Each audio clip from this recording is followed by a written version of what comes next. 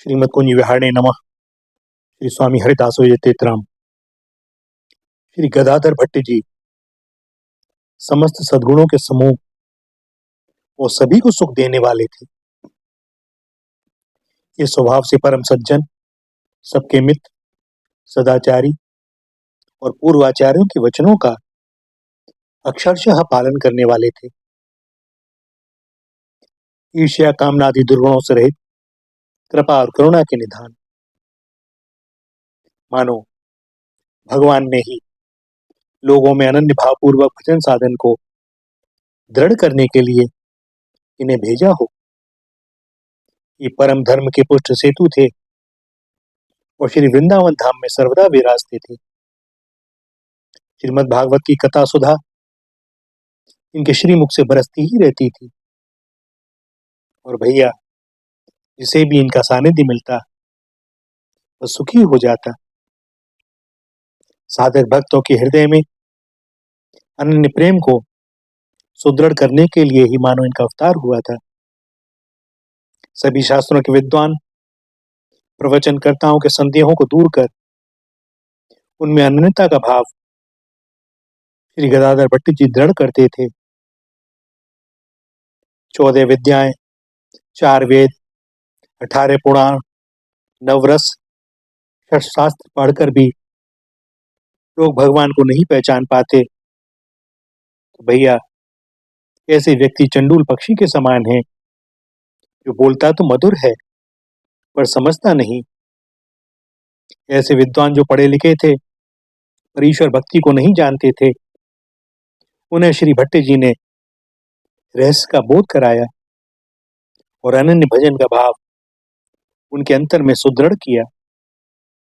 और जो भक्त थे उनमें भी इन्होंने अपनी कथा सुधा के द्वारा भक्ति के भाव को दृढ़ किया। श्री गदाधर भट्ट जी जब अपनी जन्मभूमि में रहते थे उस समय उन्होंने भगवान के प्रेम में विभोर होकर एक पद लिखा। भैया, वह पद था, श्याम रंग रंगी पद सखी हो श्याम रंग रंगी, देखी बिकाई गई वह मूर्ति सूरति माही पगी, संग हो तो अपनो सपनो सो सोई रही रस खोई, जागे हु आगे दीख परे सखी नेकु न न्यारो होई। एक जो मेरी अखियन में इसे ध्योस रहो करी भौन, गाय चरावन जात सुनियो सखी सौंदो कन्हैया कौन, कासो कहो कौन पति आवे कौन करे बकवाद, कैसे के कहो जात गदाधर गूंगे को गुड़स्वाद। भैया, यह अद्भुत पद है, दास की क्षमता नहीं इसकी व्याख्या कर सके। ये तो अनुभूति के शास्त्र हैं भैया। मूल बात यही, श्री गदाधर भट्ट जी ऐसे प्रेम विभोर हैं कि वह कहते हैं, एक तो श्याम सुंदर मेरी आंखों में ही बसा रहता है और मैंने सुना है कि कोई दूसरा गाय चराने भी जाता है तो अरे सखी, वो गाय चराने वाला है कौन। भक्त ऐसे होते हैं। ब्रजेश्वरी श्री किशोरी जी श्याम सुंदर के प्रेम रंग में सराबोर होकर कहती हैं, अरे सखी, मैं तो श्याम रंग में रंग गई हूं। और गदाधर भट्ट जी मानो गोपी भाव में निमग्न होकर उसी बात का वर्णन करते हैं। श्री स्वामी जी की दासी बनकर उन्हीं का भावानुगमन कर ये भी श्याम सुंदर के रंग में स्वयं रंग गए हैं। अन्यथा इस निकुंज रस रहस्य का वर्णन असंभव है। यह तो आस्वादन का विषय है, वर्णन का नहीं। परंतु ये अपनी अंतरंग सखी के प्रति जो रोके नहीं रुकते हैं, वैसे प्रेमोद्गार प्रेमालाप है। जिस प्रेम जगत की यह भाषा है, उसी जगत के जीव श्री जीव गोस्वामी हैं। सब जब उन्होंने श्री वृंदावन में किसी भक्त के मुख से यह पद सुना तो इसकी भाव और गंभीरता का अनुभव करके समझ गए कि इसे लिखने वाला तो कोई निज निकुंज की कोई अंतरंग सखी है, इसलिए उससे मिलने के लिए, उसका सत्संग करके इस रस के अन्य पदों को सुनने की ललचाए। अतः उन्होंने एक पत्र लिखा, जिसे पढ़कर श्री गदाधर भट्ट जी श्रीधाम वृंदावन आ जाएं। और पत्र में लिखा, सर्वेश्वरी श्री राधिका के चरण कमल के रेणु की आराधना के बिना श्री राधा चरण चिन्हित वृंदावन धाम का आश्रय लिए बिना तथा श्री राधा भाव रस से गंभीर चित्त वाले रसिकों का संग किए बिना श्याम रस रूप महासमुद्र में कैसे अवगाहन हो सकता है, अर्थात नहीं हो सकता। श्री जीव गोस्वामी आश्चर्य प्रकट कर रहे हैं, ये रंग आपके ऊपर कैसे चढ़ा। आप वे यह नहीं कहते कि तुम पर श्याम रंग नहीं है, वे जानते हैं कि अवश्य है, क्योंकि इनकी वाणी और अनुभव बता रहा है कि इन पर प्रेम रंग चोखा चढ़ा हुआ है। अवश्य ही इन्होंने श्री राधा पादारविंद की आराधना, प्रेम धाम का आश्रय और रसिकों के साथ सत्संग किया है, अन्यथा श्याम रस सागर में अवगाहन की तो बात क्या, उसकी वायु का स्पर्श भी दुर्लभ है। इन्होंने स्थूल शरीर से ना सही दिव्य भावमय शरीर से अथवा पूर्व जन्म में सब कुछ किया है। श्री मीरा जी के ऊपर मेड़ता में ही प्रेम रंग चढ़ गया था, उसी प्रकार इन पर भी घर में ही श्याम रंग चढ़ गया।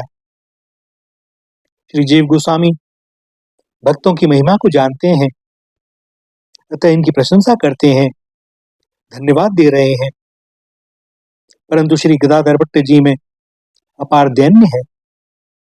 उन्होंने इस पत्र को पढ़कर यही माना कि अब तक मुझ पर वस्तुतः प्रेम का एक छींटा भी नहीं पड़ा है, अतः वहां चलकर मुझे प्रेम प्राप्त करना चाहिए। श्री भट्ट जी श्री धाम वृंदावन में वास के लिए लालायित थे, परंतु बिना किसी परकर के कृपा के श्री धाम वृंदावन में प्रवेश कैसे हो। सो प्रतीक्षा कर रहे थे कि श्री वृंदावन के दो संत पहुंचे। प्रातःकाल का सुहावना समय था, सूर्योदय अभी हुआ नहीं था। कुएं पर बैठकर श्री गदाधर भट्ट जी दातौन कर रहे थे। संतों ने उनसे ही पूछा, भैया इस गांव में श्री गदाधर भट्ट जी का घर कहाँ है। उस समय भट्ट जी को अपार प्रसन्नता हुई, क्योंकि आज सवेरे सवेरे संतों के दर्शन जो हुए और ये आए भी मेरे ही यहाँ। आज संत सेवा का सौभाग्य मिलेगा, इनके श्रीमुख से भगवत कथा कीर्तन सुनने को मिलेगा। मेरा आज का दिन सफल हुआ। भगवान की कृपा बलिहार। और इन सुखद भावों में निमग्न श्री भट्ट जी ने संतों से पूछा, प्रभु आप कहां से पधारे हैं। संतों ने जैसे ही कहा, श्रीधाम वृंदावन। श्रीधाम वृंदावन यह सुनते ही श्री गदाधर भट्ट जी कुएं की जगत से धड़ाम से नीचे गिर गए। अश्रुपात आदि अष्ट सात्विक भाव प्रकट हो गए।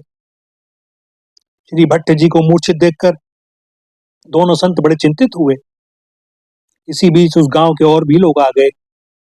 वे जानते थे कि इन्हें प्रेमवश मूर्छा आ जाती है। उन्होंने उपाय बताया कि आप लोग कीर्तन करें। जब भी इनकी ऐसी अवस्था होती है, हम लोग कीर्तन करके ही इन्हें जगाते हैं। वृंदावन इस शब्द को सुनकर ये तो शरीर छोड़कर श्रीधाम वृंदावन पहुंच जाना चाहते थे। अतः ऐसा लगता था कि प्राण पाए हैं, अर्थात शरीर को छोड़कर भगवत धाम को पहुंच गए। यही भट्ट जी हैं। यह जानकर दोनों संत आनंद मग्न हो गए, ऐसे भगवत प्रेमी का दर्शन पाकर। फिर तो कान में श्री जीव गोस्वामी के द्वारा लिखित पत्र का संदेश जैसे ही इनके कान में दिया, वैसे ही उठ बैठे। प्रीतम का संदेश कथा ही भक्तों का प्राण है। जिस नाम आदि को सुनकर मूर्छा होती है, उसी को सुनकर होश भी आ जाता है। मूर्छित होने और जागने की दवा एक ही है। जैसे विषस्य विषम औषधम, विष की दवा विष ही है। प्रिय संदेश कथा जीवन है। श्री हनुमान जी ने श्री राम से कहा, जब तक आपकी कथा सुनने को मिलेगी तब तक यहां रहूंगा। उसी प्रकार पत्र का नाम सुनते ही श्री गदाधर भट्ट जी उठ बैठे, जैसे इनके प्राण पत्र की प्रतीक्षा कर रहे हो। उस पत्र को सिर से, नेत्रों से और छाती से लगाया। प्रेमी के पत्र की प्राप्ति अर्ध मिलन के समान है। विरह सागर में डूबा प्रेमी पत्र पाकर तर जाता है। पत्र का प्रेम रंग में रंगी होती है, अतः हृदय को भी अपने रंग में रंग देती है। प्रीतम उसमें अपने हृदय के भाव लिखते हैं, अतः वह पाती विरह की काती अर्थात कतरनी होती है, और प्रेमी इसे अपनी छाती से लगाकर स्तब्ध रह जाता है। जिस प्रकार वंशी की ध्वनि से आकृष्ट होकर गोपियां श्री कृष्ण की ओर चली आईं, उसी प्रकार यह पत्र मानो श्री भट्ट जी को खींच कर ले चला। श्रावण की उमड़ती सरिता जैसे सागर की ओर चलती है, उसे कोई रोक नहीं सकता। इसी प्रकार इनको धन परिवार आदि की आसक्तियां नहीं रोक सकी, क्योंकि आसक्ति तो थी ही नहीं। अब तक कर्तव्य बुद्धि से आसक्तवत होकर जो व्यवहार होता था वह भी विस्मृत हो गया, क्योंकि मन पूर्ण रूप से श्रीधाम की ओर आकृष्ट हो चुका था। इन्हें आशा थी, हरि मिली है वृंदावन में, साधु वचन में सांचे जाने, फूल भई मेरे मन में, बिहरत संग देखी आलिंगन, जुत निवड़ निकुंज भवन में, नैन सिराय पाए गहिबी जब, धीरज रहे कवन में, कबहुक रास विलास प्रगति हैं, सुंदर सुभग पुलिन में, विविध बिहार हार सचियो है, व्यास लाच दास लोचन में। ये प्रेमी थे, अतः पत्र को पढ़ते ही चल दिए। जैसे घर परिवार में आसक्ति होती है, वह तो भैया बार बार बुलाने पर भी नहीं आता। कोई उसको बुलावे तो ये कहता है ठाकुर जी की इच्छा नहीं है। वो इस बात को नहीं कहता कि मेरी इच्छा नहीं है। भैया ठाकुर जी की इच्छा ना होती तो भला श्री धाम में पधारने का निमंत्रण कौन देता है। और यदि कोई ब्रजवासी दे रहा हो तो क्यों नहीं मानते कि वे ही बुला रहे हैं। किंतु हमारा ऊपरी दिखावा कुछ और होता है, अंतर कुछ और होता है। किसी के बेटे बेटी विदेश में भी बसे हों तो वह उनके बिना बुलाए कहने पर भी चला जाता है, किंतु पास में श्रीधाम वृंदावन में ठाकुर जी को खूब अपना कहने के बावजूद भी कभी हृदय में यह तरंग नहीं उठती कि वे भी मेरे अपने हैं, एक बार उनसे जाके मिलूं तो। लोग कहते हैं उनका बुलावा नहीं आया। अरे भैया, तुम ऐसे फंसे हुए हो कि वो कितनी बार बुलावे, तुम कब आने वाले हो। इधर श्री गदाधर भट्ट जी उन संतों के साथ आ गए श्रीधाम वृंदावन। श्री जीव गोस्वामी से मिलकर ऐसा प्रेमाश्रपात हुआ कि गदाधर भट्ट जी आंसू रुक नहीं रहे हैं। बार बार उनका हृदय यही कहता है, यदि ये कृपा न करते तो मुझे वृंदावन की प्राप्ति न होती। धैर्य धारण करके उसी पद को बार बार गाकर श्री जीव गोस्वामी को सुनाते हैं, क्योंकि भैया यदि धैर्य धारण न किया जाए तो भगवान का कथा कीर्तन करना संभव ही नहीं है। श्री गदाधर भट्ट जी की कथाओं की प्रशंसा सुनकर ब्रजभूमि से बाहर किसी स्थान के एक महंत भी इनकी कथा सुनने आए। लोगों ने इन्हें सम्मान पूर्वक आगे बैठाया। कथा होने लगी तो उन महंत जी ने देखा की कथा सुनकर सभी संतों के नेत्रों से आंसू बह रहे हैं। सभी प्रेम में सराबोर हो रहे हैं। अब मेहनती जी सोचने लगे कि मेरी आंखों में आंसू क्यों नहीं आते, और ऐसा विचार करते हुए वे शोक समुद्र में मग्न हो गए। श्री वृंदावन आदि भगवत धाम साधुता सज्जनता की पाठशाला है। यहाँ जाकर बड़े बड़े लोग भी सत्संग करके साधुता को अपनाते हैं। श्री उद्धव जी जैसे ज्ञानी भक्त वृंदावन की पाठशाला में पढ़कर प्रेमी भक्त बन गए। अपनी आंखों में भगवत कथा सुनकर भी अश्रु न आने से महंत जी के मन में बड़ा भारी पश्चाताप हुआ। उन्हें अपने में दोष दिखलाई पड़ा कि हम कहने को तो विरक्त और मेहनत बन गए, किंतु हमारा हृदय वास्तव में बड़ा कठोर है। दूसरे लोग अश्रुपात आदि को देखकर उसे ढोंग समझते हैं।